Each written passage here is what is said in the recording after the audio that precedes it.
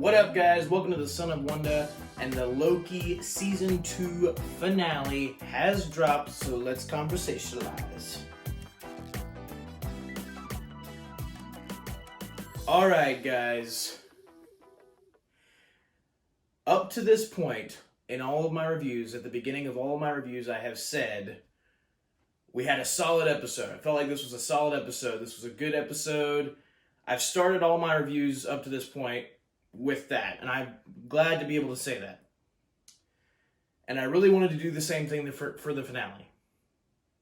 And guys, I am able to. Yes, this was a solid finale. Dreams still come true. Miracles can still happen. And we are in this. I thought this was a great episode. I thought it was a great conclusion to this season. I thought it added some new details, some of which I wasn't even expecting, but like it still, I feel like it was definitely surprising. It was unexpected, it was unpredictable, and I really enjoyed that. And it was kind of like a thrill ride with time. And I'm so happy we could finally have something in the MCU that was good. That was very, very good. So let's get right into spoilers. So it starts off where we left off in the last episode. Loki learns how to control time slipping, and he time slips right back before the temporal loom was destroyed. Actually, right after Victor Timely went down to go outside, and then he gets spaghetti. But it was right after he goes down the stairs, so he's not spaghetti yet. So Loki time slips back in his own body. And he's like, he still allows Victor to go outside and get spaghettied, so I assume he does that to like, I don't really think he knows what he's doing at first. Loki's just kind of figuring all this stuff out, so he's like, yeah, just do it faster, and then it doesn't work. But then once Victor gets spaghettied again, Loki asks OB, he's like, what could we have done differently? And OB's like, well, we just took too long. So then, it's kind of funny, I did not expect the finale to start out this way, but it starts out in a more comedic tone, because then it goes into this montage of Loki constantly time-slipping back before Victor Timely gets spaghettied, or before Victor Timely goes down to put the TVA spacesuit on and take the throughput multiplier out there and try to fix the temporal loom. He just keeps time-slipping back before that. And Victor Timely keeps getting spaghetti no matter how many times Loki tries to get things done faster, get Victor out there faster. Victor just keeps getting spaghettied. And Loki's just like, again, do it again. Come on, let's do this. Let's go. And he knows what everybody's going to say now. And I've seen this before in other like time stuff, time-related movies and different things where the person will go back in time and do the same thing so much that they just know exactly how certain things and certain conversations even are going to play out. So that's exactly what they do with this episode, and I think it works really well in this instance. I mean, I do have a few questions of like, every time Loki time slips back in time, does that cause more branches? Like, I don't really know how that works, but it's not working. And they have like this whole, like this song plays, and it's like kind of an upbeat like song, like, yeah, let's get it done. But it's like, nope, Victor keeps getting spaghettied and spaghettied and spaghettied and spaghettied. And Loki's like, well, maybe we don't need to do it faster. Maybe we just need to do it earlier. And that was what I was expecting to happen, was Loki having to time slip before Ravonna kidnapped Victor Timely, because that's part of what delayed everything. But he doesn't really seem to stop the kidnapping. He just tries to get Victor Timely to where he needs to be earlier. And he tries that. It seems like he probably tried that a few times, and it still didn't work out. He was able to get Victor out the door and not immediately spaghettied, but eventually he did end up getting spaghettied anyway, so it didn't really matter. And Loki, it's a really funny scene of just watching him try. He's like, all right, let's go. Let's do this. Let's get it done. Okay, again. Oh, it didn't work. Again. It is a humorous scene, even though it's like, well, it really shouldn't be humorous. The fate of like the entire universe is on the line here. But it is still a funny scene. They find a way to have some playfulness with it, and I did enjoy that, the specific way they did it. especially for Loki, because he knows that if things do go bad, he can just time slip again and try again. So it's not as weighty for him as it might be to the audience, because he can just keep doing it as much as he wants now, because he's learned how to time travel on his own anywhere he wants. Well, not necessarily anywhere he wants, but at any point that he was ever at on the timeline or whatever, he's learned a time slip. So he's slowly becoming very, very powerful, way more powerful than he already was. So he's got the time slipping added on top of the magic. So it's just the power scales are building quite significantly. But then he tries to go even earlier. He introduces Victor Timely to Ouroboros even quicker, and he already knows how, Ouroboros is going to explain that they need to put the throughput multiplier to use that to expand the temporal loom rings to fit all the different timelines. And Loki's like, okay, OB, how exactly, how long would it take me to learn everything that you've learned about science and physics and time and all that stuff? And OB is like, well, probably a few decades. So decades, and then Victor Timely adds, probably centuries. And Loki's like, what? And then it literally, on the screen, it just says centuries later. So Loki literally spent centuries just on learning all the physics time stuff, just so he can, know the ins and outs of the throughput multiplier to ensure that it works no matter what. And it reminded me very much of the movie Groundhog Day. If you haven't seen it, it's a Bill Murray movie from the 80s, I believe. Maybe the 90s. I think it, either or, I'm not really sure.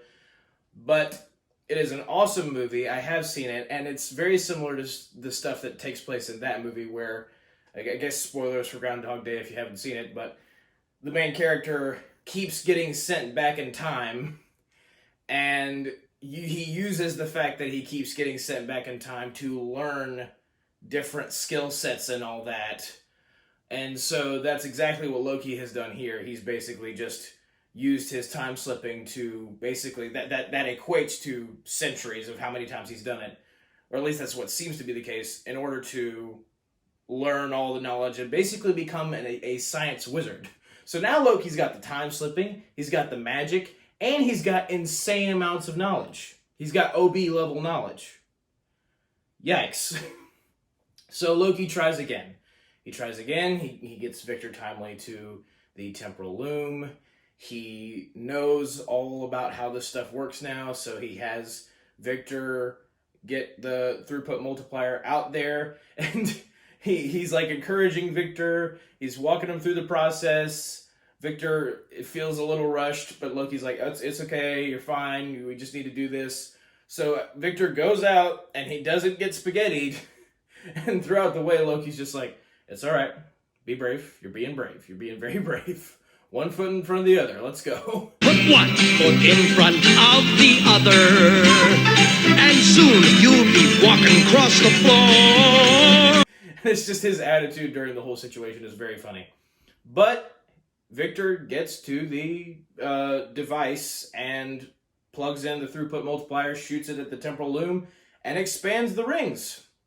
And at first, Loki's like, are you kidding me? After all this stuff I've done, it's finally worked. It worked. Success. We've done it. Success. We've done it. And Victor Timely gets back. He doesn't get spaghettied this time. He gets back into the room with all the other peeps. And he's like, yes, we've done it. And Loki's like, yes, we've done it. And then OB realizes that the temporal loom is still overloading, despite the fact that they've increased the rings to try and increase how many timelines can get through the temporal loom. It's still overloading, and it's still going to blow up. And Victor realizes that, the timelines are, more and more timelines are appearing at an infinite rate. And no matter how much you increase the rings, and Loki didn't account for this, he didn't really realize that the timelines were coming and appearing at an infinite rate. Infinite timelines were coming in trying to get through the temporal loom. So no matter how much you expand the rings, it will be destroyed. So basically that means that everything that Loki has done up to this point has been for nothing. And then Sylvie brings up the novel idea, or the novel thought, I suppose, well, it seems like this all is because the timeline split, and like the ever since the sacred timeline branched and created all these new timelines, that's what doomed the temporal loom to fail, and that's what's doomed basically the entire universe. And it's just funny to me because basically she's admitting that this is all her fault without admitting that this is all her fault. well, gee, I bet if the sacred timeline hadn't have branched off, none of this would have happened. And I'm like, well, gee, if you hadn't killed He Who Remains, maybe none of this would have happened. And they actually do touch on that later in quite a meaningful way. But yeah, she just basically admits it without admitting it. And yeah, because if the temporal loom is destroyed, it seems like, at least based on the last episode, all these different timelines are going to get eradicated. Because Sylvie realized that her timeline was going to be destroyed, or did end up getting destroyed when she was in the record shop in the last episode. So it seems like the temporal loom has something to do with the salvation or destruction of these different timelines. So Loki decides to time slip back to where this specific thing all started. Loki and Sylvie talking to He Who Remains in the finale of the last season. And it's basically, it really feels like you've been building up to this entire season too, just because I feel like throughout the way they've been reminding you of that conversation at the end of the last season. And so it makes sense that we would end up time traveling in this time show. We'd end up time traveling back there. And I really enjoy it because this episode is called Glorious Purpose. That is the title of the finale of season 2. I've never really seen this before because the title of episode 1 of season 1 is also titled Glorious Purpose.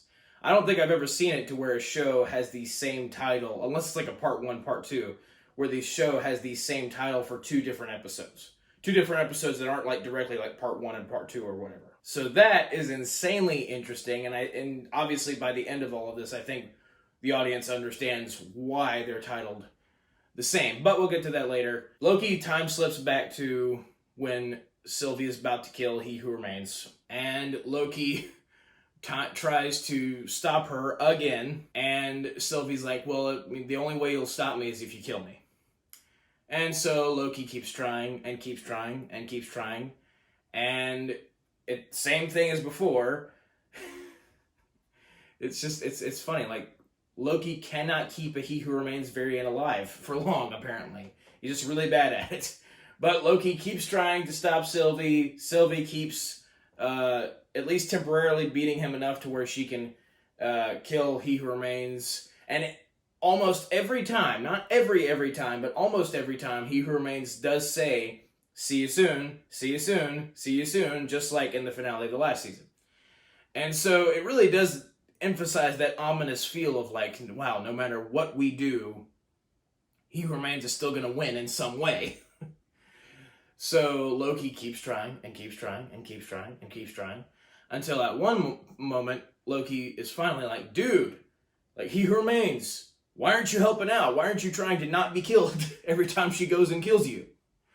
And so he time freezes her. He Who Remains time freezes Sylvie. And then he asks Loki, he's like, how long have you been doing this? How long have you been at this? And Loki, he's like, oh, well, He Who Remains knows what I've been up to for however long.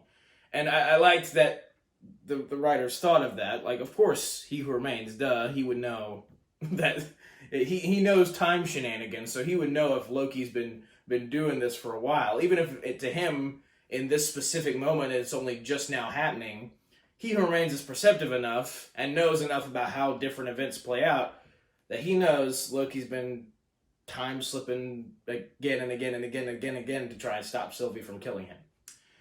And he's like, how is this the first time we've had this conversation? And that's not really clear if it is or if it isn't. I think that this conversation, the first one they have, is the first time, but that's how confusing time stuff works. But Loki and He Who Remains talk, and I really enjoyed, like, in the finale of the first season, it had a lot to do with Sylvie. It had a lot to do with, like, her resentment toward He Who Remains for basically taking away her entire universe by pruning her timeline.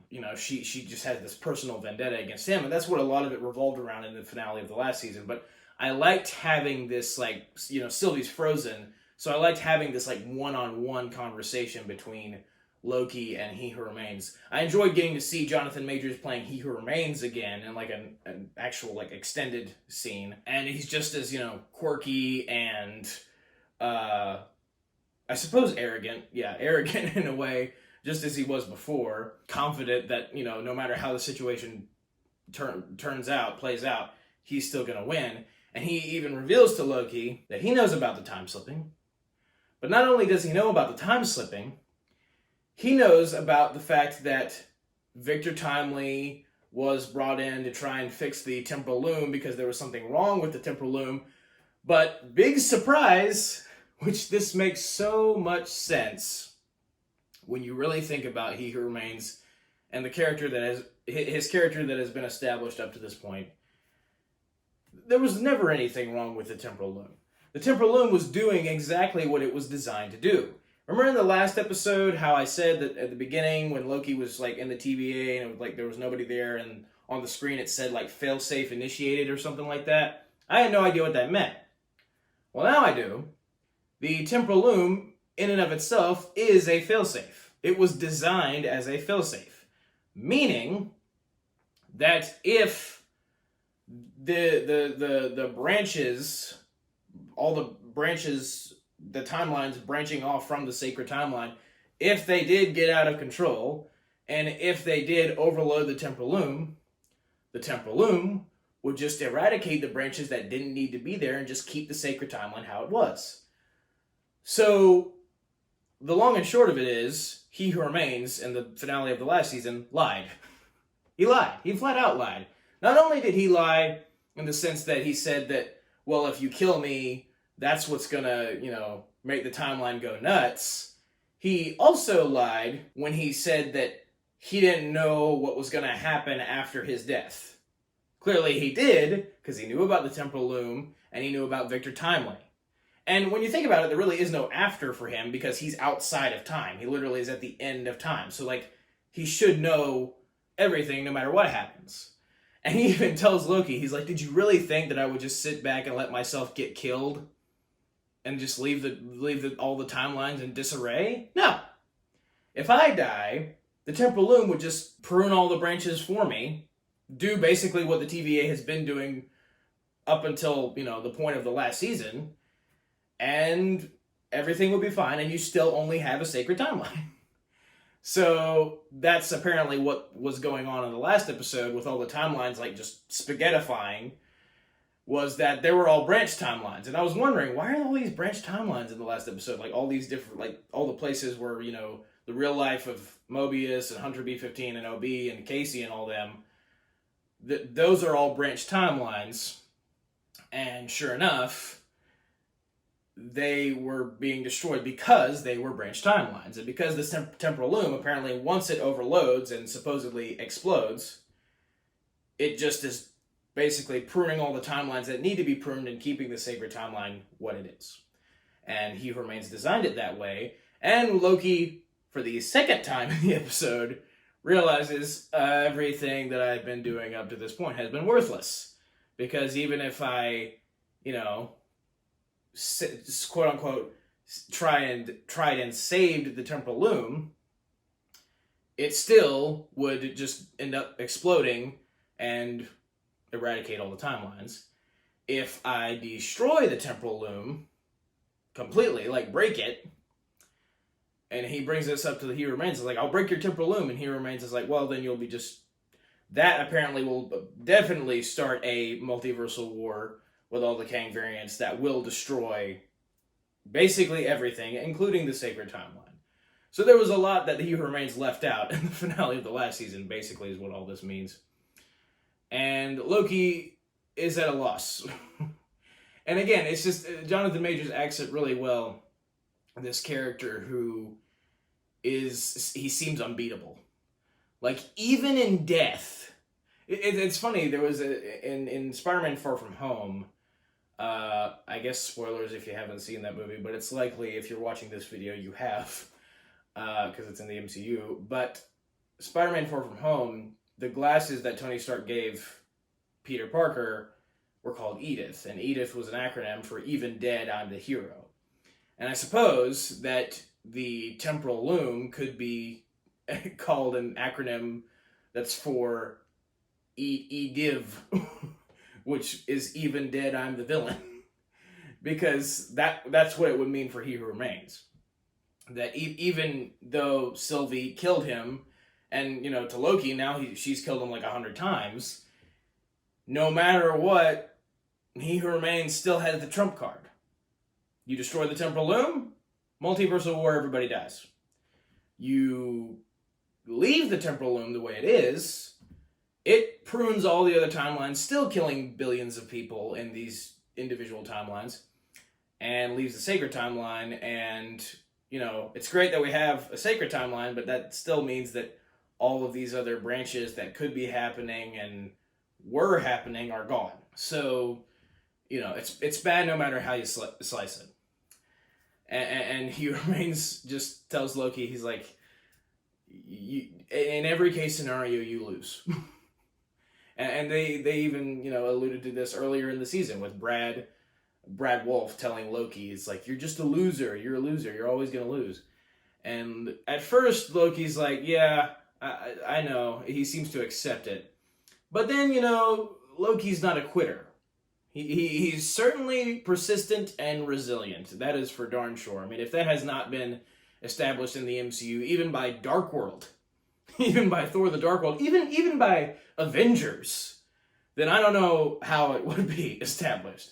I mean, it only makes sense that in the span of the entire MCU, the only character that would be resilient enough to survive all of this crazy time stuff and figure out how to try and beat the master of time itself would be Loki. Because he's the most tenacious.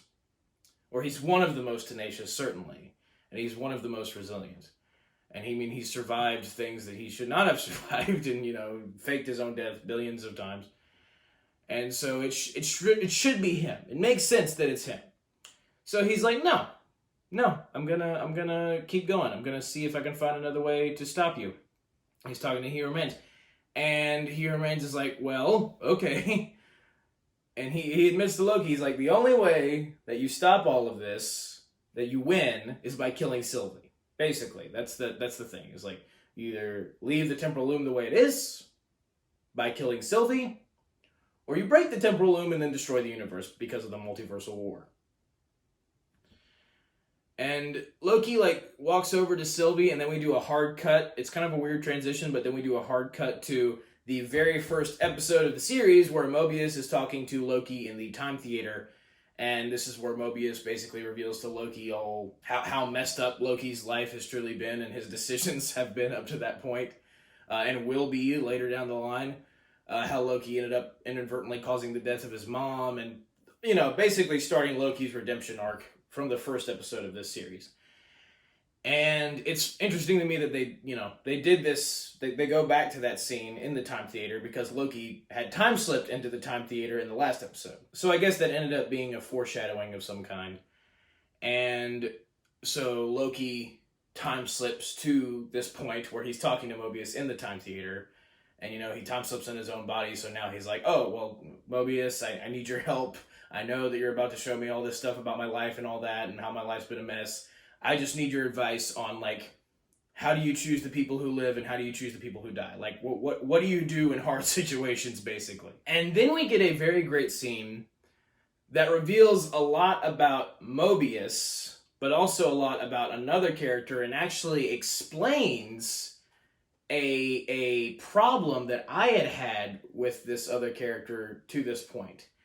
Mobius tells Loki that apparently at one point, a long time ago, Mobius was a hunter, and he and his partner were tasked with pruning this variant who was going to eventually kill 5,000 people, and that wasn't supposed to happen. That wasn't supposed to happen on the Sacred Timeline. It would have been a branch. So, like the TVA did back then, Mobius, as a hunter, was going to go and stop him and prune this person. And what was interesting is that he gave the detail like the person was near the Black Sea, and he was going to kill 5,000 people. It just seemed like very specific details, so I'm not sure if this is supposed to be like somebody the audience knows, whether in actual history or in like Marvel lore. But it seems like, I don't know if they would have given those specific details without it supposed to be like something important. I'm not really sure. But Mobius tells Loki that he gets there, he gets to the variant, but surprise, surprise, the variant is an 8-year-old boy who's just minding his own business. Apparently later, like way later obviously, he's gonna kill 5,000 people. But Mobius can't bring himself to prune this boy. So he hesitates, and because of that, it causes a branch, and it causes more variants to show up. And his partner prunes the boy. By then it's too late, though, because all the chaos happens, and apparently some hunters died because of that. And guess who his partner was? It was Ravonna. And, you know, Mobius is an analyst for the TVA now. And I'm really glad that they added that detail in there, because they didn't have to, but it certainly helped explain a lot.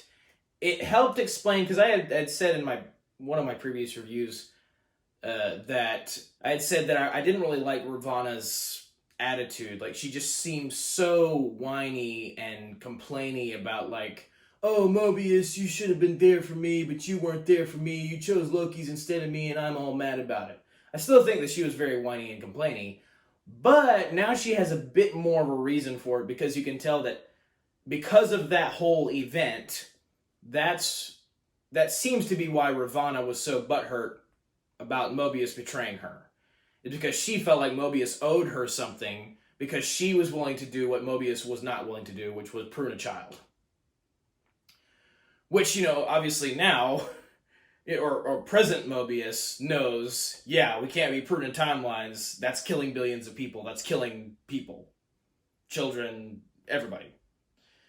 But then, you know, he thought it was his duty to, you know, prune these timelines and, you know, keep order in the universe, multiverse, I guess.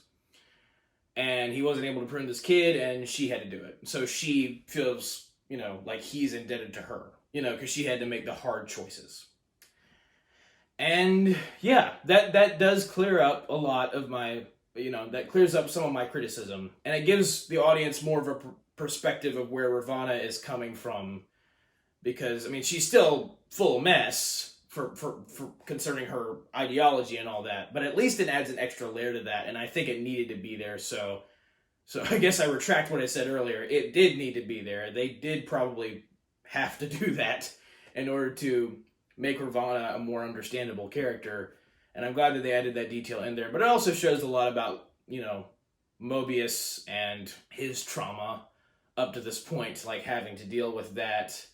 Why, you know, the fact that he used to be a hunter and the fact that he's an analyst now gives you another perspective on Mobius. And it's funny that this is the Mobius of the episode 1 of the last season, so that's nuts. But Mobius's whole point that he's trying to convey to Loki by telling this story is certain burdens, like you know, Loki's all about, you know, he feels like he has this glorious purpose, but Mobius is basically telling him, like, dude, purpose is more burden than glory. And you don't want to avoid your purpose, because then you'll end up living with a burden that you probably are not going to be able to live with. And if you try to, it's going to hurt real bad. You have to choose your burdens, is basically what Mobius is telling Loki. And so Loki, after hearing all of this, basically, he's piecing together what he needs to do. I wasn't, as I was watching this episode. I was still like, what is this all leading up to? And so Loki gets up and shakes Mobius's hand, and Mobius spaghettifies. And the rest of the TVA does as well. And so I assume that is the fallout of the temporal loom exploding, because it always is going to explode. Or not that it's always going to be a failsafe, like Hugh Hermain said, and prune all these timelines that didn't need to be there. I don't really know why that this one would be pruned that Loki is in. Maybe it is because he time slipped and caused another branch, like the time theater place that he's in, this specific timeline. Maybe it's because of the branch thing. It definitely gets confusing, and I would say that's my general criticism, probably of the season, is that it got a little too confusing, and the logic of how the temporal loom works and like the stuff that's required to fix it. I mean, it ended up really not fixing it at all at the end of the day, but still, it's like none of that really made sense. I think it was just a bunch of mumbo jumbo that was just made up and stuff. I mean, obviously all of this stuff is made up, but like some of it you can obviously have stuff in stories that, feel way more natural, and that just didn't really feel like if you shoot stuff in the temporal loom, it's going to do all this stuff, and it's like, that doesn't really make sense in any capacity. The ways certain things work are definitely muddled in this season, so I wish that was a little bit clearer. But that doesn't deter my enjoyment, because I still feel like the season was a really good thrill ride. Kept you at the edge of your seat, really trying to figure out what the next steps were going to be that the characters were going to take, especially with all the time confusion stuff. It's like, it makes it unpredictable. It's like, well, how are they going to use time to solve this? How are you going to use time to solve that? Like, they really take advantage of the whole time travel aspect of this series and this season specifically, and I really appreciated that. But now Loki then time slips to the last episode, where he was with all the real-life versions of his friends, and they were all spaghettifying, and Sylvie was about to spaghettify. But during all of the time craziness, Loki learned how to freeze time. So he's got that. He can now freeze time. He's got the magic. He's got the knowledge of OB, and he has the time slipping. So he's, again, just increasingly more powerful. And Loki freezes time so he can talk to Sylvie and she not spaghettify. And he tells her basically everything that's gone on, like he's learned how to control his time slipping and all that. And he tells her that the only way this is really going to work out is if I kill you. If you don't kill He Who Remains earlier, and the only way you don't kill He Who Remains is if I kill you. And she's still stuck on the idea of like, oh, well, even if you kill me and save just the sacred timeline, that's still not going to be enough, because you should let everybody have their free will, and you should let the timeline be free to have as many branches as it wants. And Loki's like, there's no way I can do that without destroying the universe. And, she's just basically, at this point, just debating the ethics of it with him. She's like, well, I mean, if you save the sacred timeline, you're just trading in one bad thing for another. You're killing all these other timelines so this one can live. Which to her, I guess, is just as bad as just having no timeline, killing all the timelines, period. And Loki realizes that, like, wait a second. If I can replace the thing that's basically the source of all these problems, if I can replace that with something better, there might be a chance. There might be a hope. And, it really comes back. He even says the word hope. And it really comes back to hope. And, that's what he said in the fourth episode of this season, is like, it's hard to hope, but Loki consistently has hope. And I really, really appreciated that was a message of the series, is that it is not easy to hope. Like, and they didn't make it like, hope is not something that you can just like say is like, oh yeah, just hope for this thing you want to happen in your life, or this crazy thing that needs to happen in your life. Just hope for it. It's not easy to hope for stuff when something seems so downcast and just, like an awful situation. When something is such a burden that it's like, how could this weight ever be lifted? And that pertains to me as a Christian, because Jesus Christ, to me, lifted that weight. And so I really appreciated that was it seemed to be a message that they were concerned, the writers were concerned about getting out there in this season. But Loki then time slips to, once again, right before Victor Timely goes out there to try and fix the temporal loom. But this time, he goes out. And he locks the door, and Mobius and Sylvie are like, no, don't go alone. And Loki's like, I know what I have to do now. He's talking to like Sylvie and Mobius specifically. He's like, I know what I have to do now for you, for all of us. And I love that he said those words specifically, because those are the words, the exact same words he said at the end of the first Thor movie. Right after Thor destroyed the Bifrost and Odin saved both Thor and Loki, he he extended his staff to them, and Thor and Loki grabbed the staff, and Loki looks at Odin above, Loki's about to fall into this abyss that, has been left behind from the Bifrost being destroyed and all that. And he looks at Odin and he's like, I could have done it, Father. I could have done it. And he's referring to destroying the Frost Giants because they had been a thorn in Asgard's side for years. He's like, I could have done it for you, for all of us. And Odin's like, no. And then, Loki drops and we think he's dead. He's obviously not. Because that was way back when. That was Loki's first appearance in the MCU, which feels like forever ago now. But I do love that he ends at where it began. He ends with those exact same words, for you, for all of us. And so he goes out there like a boss. And this is now official, Titan level Loki. This is the Loki, probably even more powerful than the Loki of the comics. Because up to this point in the MCU, the Loki of Tom Hiddleston Loki, MCU Loki, has not been as powerful as he was in the comics. In the comics, he is much more he can hang with Thor, and he can hang with Iron Man and Cap. He can take down these guys, or he's a formidable foe. In the MCU, he gets repulsor blasted once and he's down. So it's not really, it's definitely not, it's not what he was in the comics. Now though, he is beyond comic level, because he's walking through the energy of the temporal loom that previously was going to destroy just a normal dude in Victor Timely. He's walking through without a suit. He has no suit. He's got nothing. And slowly as he's walking through, as the temporal loom is destroying the clothes he has on, new clothes are forming. And it's normal Loki clothes, the clothes we're used to seeing him in, the Asgardian robes. And then the helmet starts forming, the horned helmet.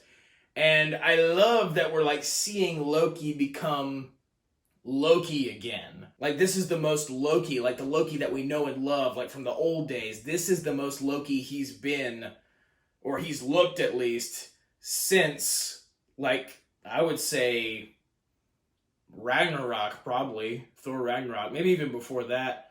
But yeah, I would say Thor Ragnarok.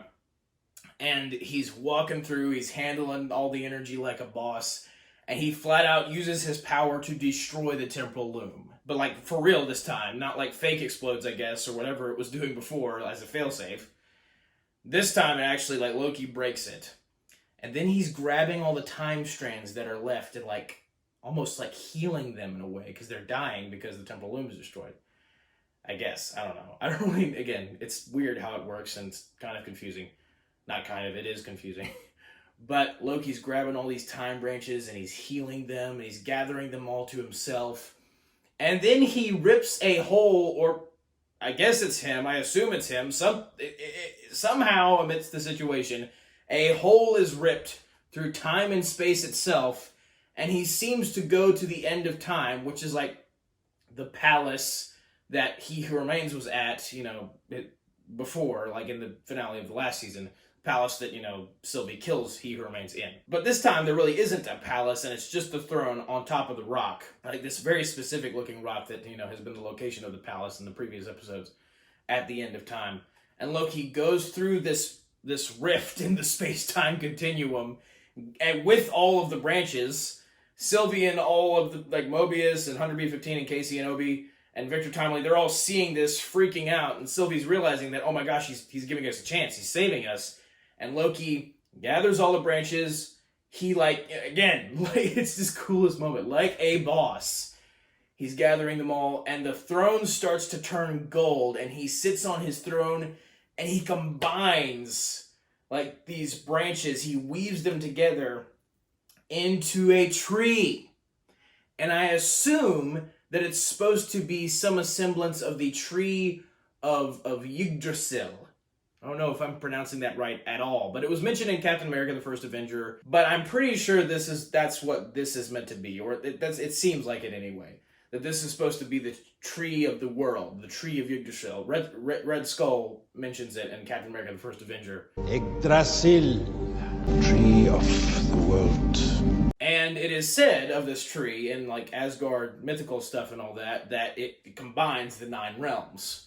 But in this case, this tree that Loki has formed, whether it be the actual tree of Yggdrasil or not, has combined all the timelines. And not even, like, not combined them to where it's a sacred timeline like He Who Remains did, but combine them to where they're all still timelines. They're all still, like, multiversal, like, they're all still their own branches. But now they're weaved into this nice, like, form, this pattern, to where they don't go out of control. They don't start whacking into each other and, like, wars don't start. But it's a uniform, it's like organized chaos, basically. Which is pretty much a summary of everything that Loki is. He is chaos, but, like, over time he's learned how to control this chaos inside of him. And now, Loki, has become the center of, like, everything in the MCU. And here's what I will say. If there was ever a time to just say, hey, we're soft rebooting this thing, here we go, now would be it. Because they have, even if this wasn't their plan when they made this, the episode of the story of this, the finale, this would be the moment to retcon She-Hulk, Secret Invasion, retcon Falcon and the Winter Soldier, just retcon that. Retcon all the garbage that has come out in the past couple of years, and just act like that stuff never happened. Quantumania, get rid of it now. And start anew. Or at least start in a semblance of anew. Because again, they have formed the perfect scenario. Loki has literally just conquered all of time and space. Loki is now the epicenter of everything. He is the MCU Titan. He is the MCU precipice. Like, he has conquered, like, he's learned how to freeze time. He has learned how to time slip, like, control it and time travel. He has gotten infinite amounts of knowledge. He already had his insane magic and telekinesis and all that. Now, he's learned how to master, like, time itself.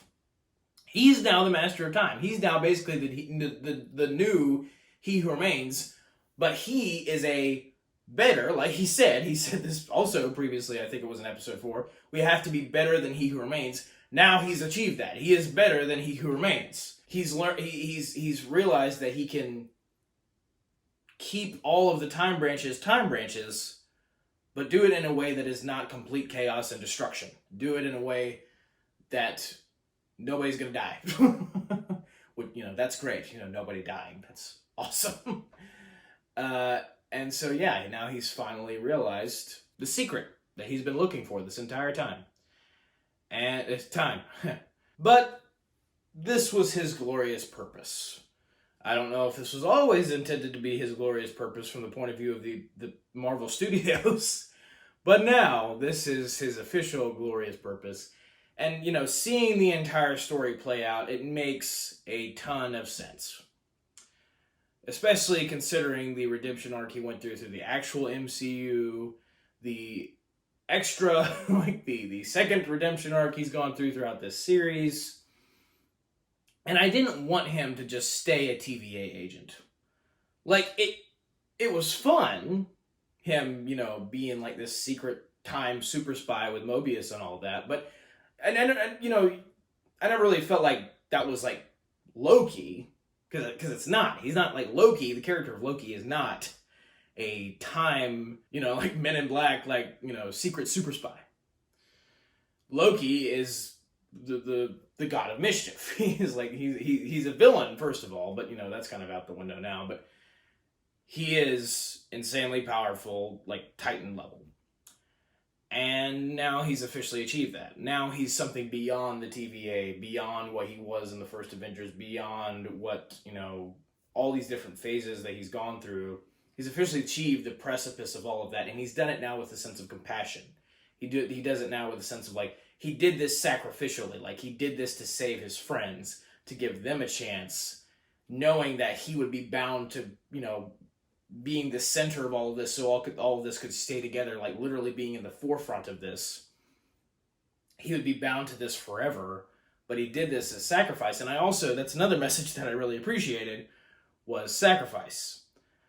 I love that message specifically. That's why I love Spider-Man so much, is like when the heroes learn to put their, like, even if it's not like dying, it doesn't always have to be dying. Like, I thought No Way Home, Spider-Man No Way Home was a great example of that. Like, the hero putting down his life, in some sense, for the rest of his friends, but just the rest of the world, basically.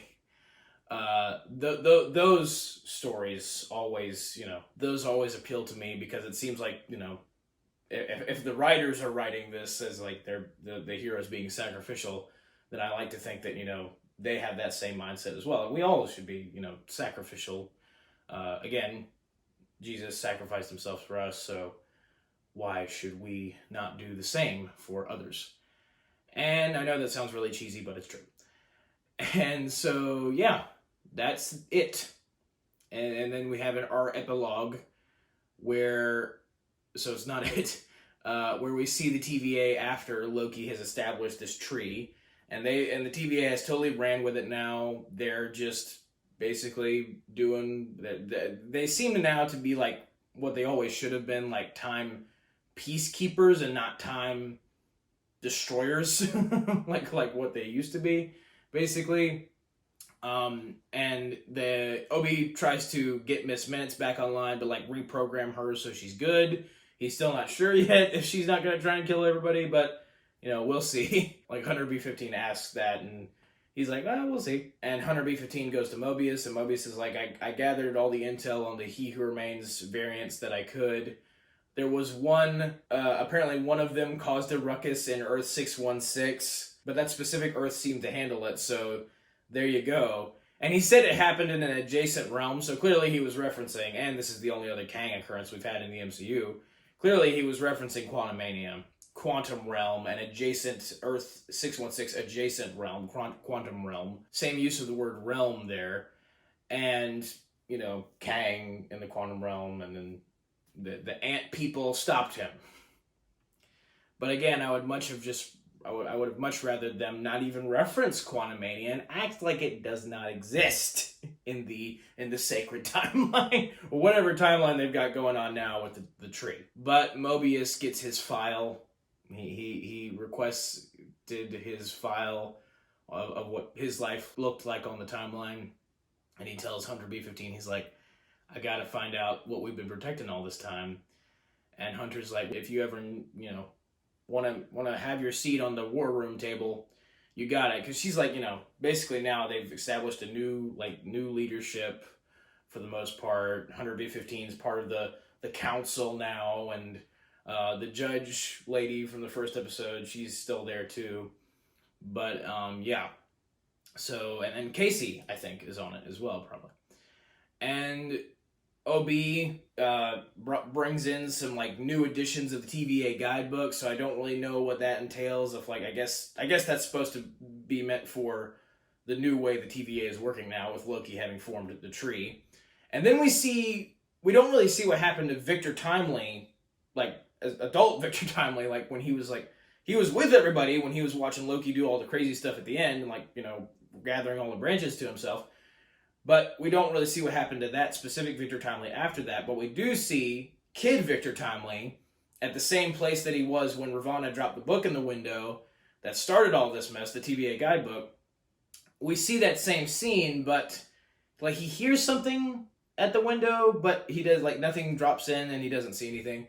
That might just be meant to imply that, I guess, the TVA stopped Ravonna from delivering the book, or maybe Ravonna in this case never did deliver the book. I don't really know how that works. That's also very confusing. But yeah, I guess Victor Timely is just lived his life the way he should have lived it on the sacred timeline or one of the branch timelines. I don't know. We just have to assume something. And so, yeah, it's like that wasn't really a conclusion as far as the Victor Timely thing goes, but, whatever. Then we see Ravonna, and sure enough, she did go to the void when she was pruned by Sylvie enchanting Hunter X5, which we never really found out what happened to him either, but it was like, whatever. He was just a side character. It didn't really matter either way. But we see Ravonna, and she did end up in the void, and sure enough, they don't show Elias, but you can tell that's what she's seeing because of the purple light and the thunder and all that. And like at first she sees like a pruned part of the TVA that says like for all time always. And it's funny because just before that they had shown Mobius, walking away from on the floor. It had that, the TVA symbol and for all time always. So I don't know what they were trying to evoke there. But Ravonna sees Elias coming for her, and she seems to not really be all that scared. She seems to just be kind of accepting it. And so you just assume that Ravonna dies because Elias disintegrates people in the void. So you assume that she's dead. And, it is kind of an ironic ending considering all the stuff that she did to, help He Who Remains fight off the fight in the multiversal war and lead his armies. All the stuff she did to, protect the sacred timeline. And sure enough, she ends up dying by getting destroyed by the very thing that He Who Remains used to help end all of this. So, there you go. But again, she very well could be, she could come back. They always come back. If you don't see a body, if it's not like official, like, like spoilers for Avengers Endgame, so be warned, but like, Tony Stark's death in that movie. If it's not official, and even then, it's very possible that they could come back. But the last thing is Mobius goes and sees his life that he had on the timeline. He sees himself playing with his sons and his two sons. And it's a very sweet and touching moment because it's the moment that basically the whole series has been building up towards is like, seeing Mobius and what his actual life was. Once you find out that all the TVA agents are variants, you want to see like, what was Mobius? Like, what was his life like? And we saw that in the last episode, but for Mobius to get to see it was something else, was something special. For Mobius to get to finally realize. And Sylvie pays him a visit, and she's like, well, what will you do now? And Mobius is like, I think I'll just let time pass. And it's a very fitting statement, and a very yes. It's like a statement of relief for him. Like, he spent his entire, or to him, what's his entire life, in the TVA, going to this time, and this time, and this time, and this time, and this time, doing all this stuff for the sake of protecting time, but he's never really been able to experience the flow.